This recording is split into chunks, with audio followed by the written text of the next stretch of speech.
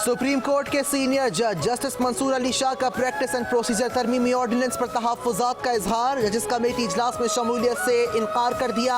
Justice Mansoor Ali Shah का secretary supreme court committee को खत, इजलास में शमूलियत के लिए 3 शराइत बियात कर दी।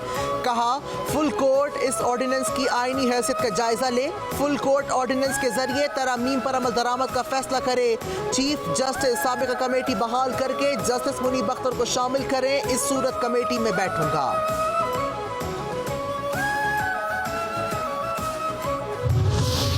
पीटीआई कौमी असम्बली में मखसूस नशिस्तों की हकदार करार। सुप्रीम कोर्ट का तफसीली फैसला आ गया।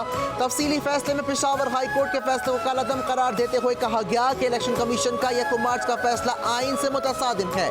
इलेक्शन कमीशन के 1 मार्च के फैसले की कोई कानूनी हैसियत नहीं। इलेक्शन में सबसे बड़ा स्टेक अवाम का होता है। पाकिस्तान तहरीक इंसाफ एक सियासी जमात है।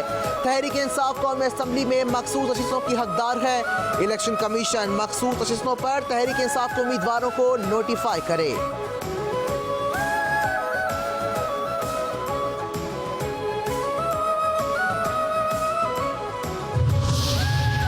लाहौर में वजीर आला KP अली अमीन गंडापुर के खिलाफ मुकदमा दर्ज। मुकदमे में MNA शाहिद खटक समेत 250 से 300 अफराद भी नामजद। मुकदमे के मतन के मुताबिक सियालकोट इंटरचेंज पर अली अमीन गंडापुर की क़यादत में 250 से 300 अफराद का जत्था आया। मुश्तल मुसल्लह अफराद ने टोल प्लाजा के शीशे तोड़े, बैरियर और CCTV कैमरे भी तोड़े गए। अली अमीन के साथ आने वाले लोगों ने 2 पुलिस वालों को भी जख्मी किया।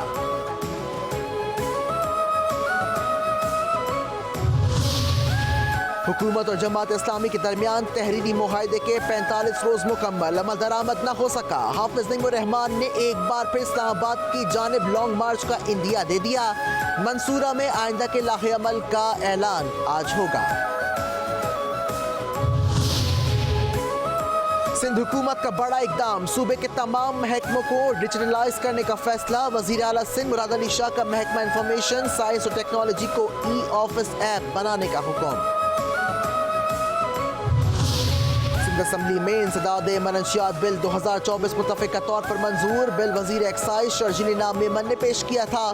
कहते हैं कि मनशियात को अगर नहीं रोका गया तो किसी को भी लपेट में ले सकती है। जिहाद करके मनशियात को ख़त्म करना है।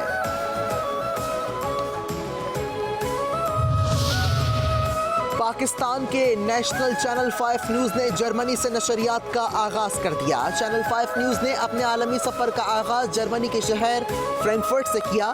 चेयरमैन 5 न्यूज़ खालिद हराई ने चैनल की नशरियात का इफ्तिताह किया।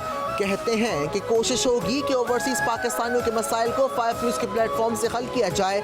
जर्मनी से जल्द रेडियो का आगाज़ भी करेंगे। तकरीब में पाकिस्तानी सहाफ़ियों की बड़ी तादाद में शिरकत। खालिद हराई ने गिलानी ब्रदर्स और शुरका का शुक्रिया अदा किया।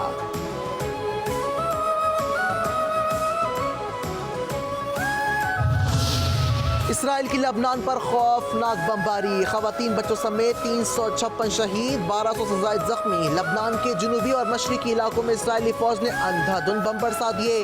फ़ज़ाई हमलों में मुतअद्दिद घर भी तबाह, अमवात में इजाफे का खदशा।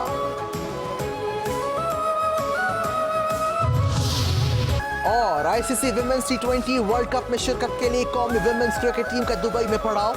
वर्ल्ड कप से कबल Pakistani women's team 2 warm up match खेलेगी। Pakistan women cricket team world cup का अपना इफ्तिताही मैच 3 अक्टूबर को श्रीलंका के खिलाफ खेलेगी। 6 अक्टूबर को दूसरे मैच में पाकिस्तानी विमेन क्रिकेट टीम का रिवायती हरीफ भारत से मुकाबला होगा।